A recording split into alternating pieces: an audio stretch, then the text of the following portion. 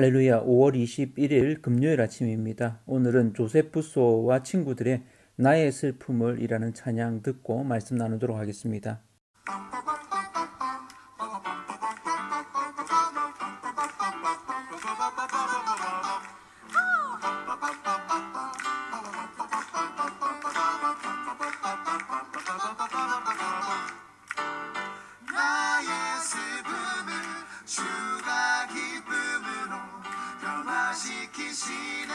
잠잠할 수 없네.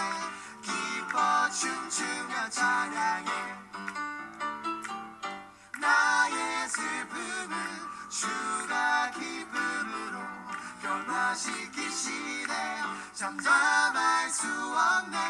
기뻐 춤추며 찬양해.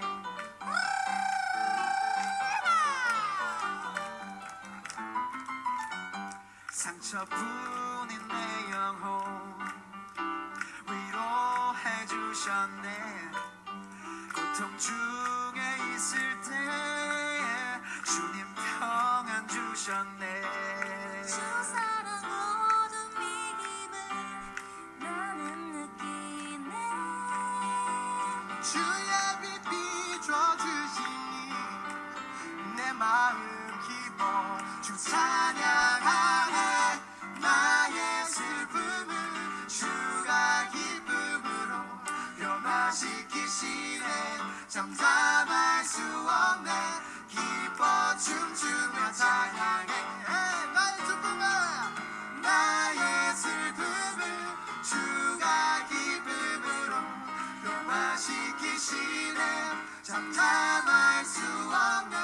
기뻐 춤추며 찬양해. 나의 슬픔을 주가 기쁨으로 변화시키시네. 잠잠할 수 없네. 기뻐 춤추며 찬양해. 기뻐 춤추며 찬양해. 기뻐 춤추며 찬양해.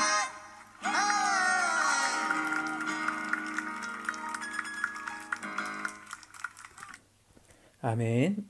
오늘은 위기를 기회로 바꾸는 다윗이라는 제목으로 말씀을 나누도록 하겠습니다. 오늘 말씀 사무엘상 30장 1절에서 10절까지 제가 표준세번역으로 한번 읽어 드리도록 하겠습니다.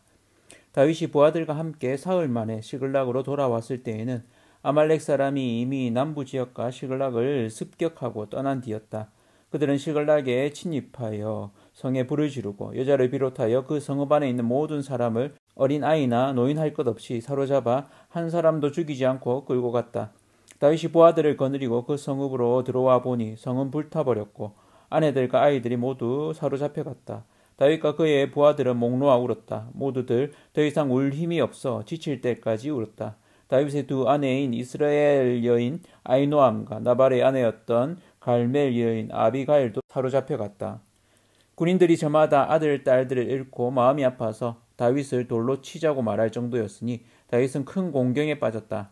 그러나 다윗은 자기가 믿는 주 하나님을 더욱 굳게 의지하였다. 다윗이 아히멜렉의 아들 제사장 아비아달에게 말하였다. 어서 나에게 에봇을 가져다 주시오.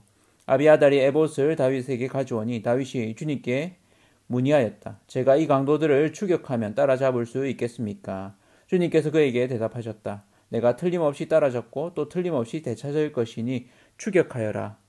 다윗은 데리고 있는 부하 600명을 거느리고 출동하였다. 그들이 부솔 시내에 이르렀을 때에 낙오자들이 생겨서 그 자리에 머물렀다. 그래서 부솔 시내를 건너가지 못할 만큼 지친 사람 200명은 그 자리에 남겨두고 다윗은 400명만을 거느리고 계속 추격하였다. 아멘. 오늘은 위기를 기회로 바꾸는 다윗이라는 제목으로 말씀을 나누도록 하겠습니다. 다윗이 블레셋과 함께 전투에 참여하려 했지만 블레셋 왕 아기스는 다윗을 굉장히 총애하고 믿었지만 방백들은 그를 싫어하였습니다. 그래서 다시 시글락으로 3일 만에 돌아오게 됩니다. 그러나 그 사이에 아말렉이 시글락을 침노하여서 그 성에는 불을 지르고 남아있는 여인들과 아이들, 노인들까지도 다 잡아갔습니다. 그렇게 잡아간 건 이들이 일종의 산적인 겁니다. 그래서 노예로 팔려고 앞전에 이렇게 공격당했던 이 아말렉족들이 복수를 하러 온 것이 아님을 좀 알 수 있죠. 그러니까 복수를 하기 위해서 왔다면 다 죽였겠죠. 그런데 아무도 죽이지 않았습니다. 그리고 그 전에 본문에서도 이 다윗이 하나도 남기지 않고 다 죽였다라는 사무엘상 27장 9절에 보면 그렇게 나오죠. 이 아말렉에 대해서는 아말렉 족속에 대해서는 조금 우리가 이해를 가지고 있을 필요가 있죠. 아말렉 족속은 사실은 굉장히 이렇게 좀 질이 안 좋은 그런 족속입니다. 그러니까 꼭 이렇게 이동을 하면 뒤로 뒤처지는 존재들이 있죠. 약한 사람들, 처진 아이, 여자, 노인들, 이 뒤에 처지는 이들을 공격하는 겁니다. 뒤에서 꽁무니 쫓아와가지고는.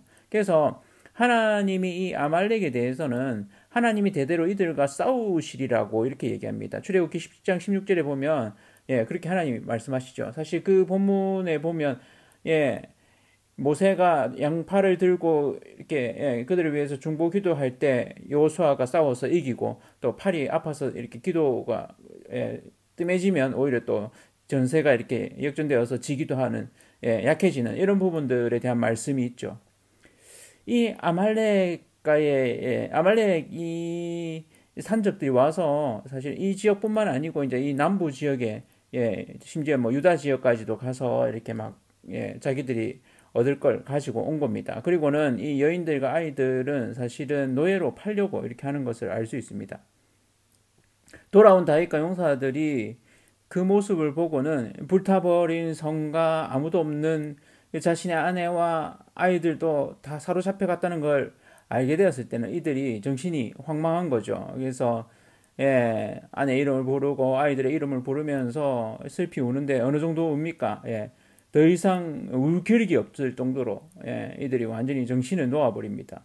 그리고는 왜 이렇게 됐느냐 이제 원인을 이렇게 나름대로 생각을 하겠죠. 그러면서 탄식하면서 원망하고 원인 제공자 다윗이다.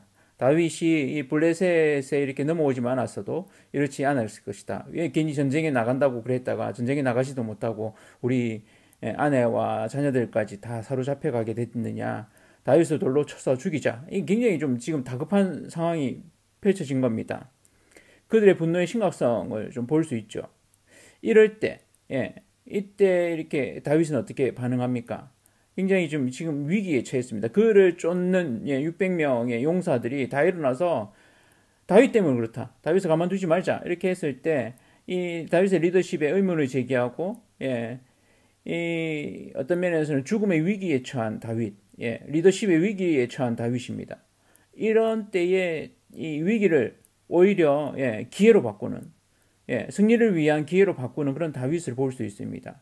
이 모습이 한편으로는 사울과 28장에 나오는 사울과 굉장히 대조적입니다. 사울은 블레셋과 이렇게 마지막 전투를 하는데 그 전투에서 도저히 이길 수 없는, 이길 승산이 없는 이런 것을 보고 나서 어떻게 합니까? 신접한 여인을 찾아갑니다. 참 이게 기름 부은 왕이었는데 이렇게까지 사실은 원칙이 없이 이렇게 행할 수가 있겠습니까? 목사가 무당집에 간다고 하면 이게 말이 되겠습니까? 뭐 일종의 이제 그런 거죠. 그런데 다윗은 두 가지 정도를 볼 수 있습니다. 위기를 기회로 바꾸는 모습. 첫 번째는 여호와 하나님을 전적으로 신뢰합니다. 하나님을 힘입어 용기를 얻는다는 것은 하나님이 그냥 두실 분이 아니라는 것에 대한 확실한 믿음이 있습니다. 확신이 있는 겁니다. 여러분 그런 확신이 있으십니까? 나의 삶 가운데 내 삶을 붙들고 계신 분이 하나님이시고 내가 아주 이렇게 나락으로 떨어지는 그런 상황 가운데 있을지라도 하나님이 지키고 보호하실 것이라는 그런 확신. 전적인 신뢰. 그 신뢰가 이 위기 가운데서도 하나님을 믿기 때문에 오히려 힘을 얻는 용기를 가지는 이런 모습을 가지게 됩니다. 저와 성도님들이 이런 확신을 가지고 매일매일 살아가시기를 또 위기의 순간에 오히려 빛나는 그런 사람 되시기를 축복합니다.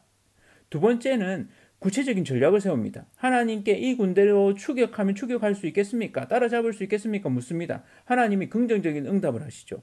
사울은 하나님께 묻지만 하나님은 응답하시지 않습니다. 이미 하나님을 버리신 거죠. 그가 이미 하나님을 버렸기 때문에 그렇죠. 그러나 이 다윗에 대해서는 하나님이 굉장히 긍정적으로 또 총애를 드러냅니다. 반드시 따라잡고 도로 찾으리라 이렇게 얘기합니다. 그리고 사무엘상 30장 19절에 보면 되찾는 모습까지도 다 보여줍니다. 그들이 한 명도 죽지 않고 다 찾게 됩니다. 우리의 인생을 보면 어떻게 보면 위기의 순간들을 맞이하게 됩니다. 위기가 없이 평온하게 간다는 것은 사실은 있기 힘든 일입니다. 어떠한 상황 가운데서도 우리는 위기를 맞을 수 있습니다. 그 위기를 어떻게 대하겠습니까?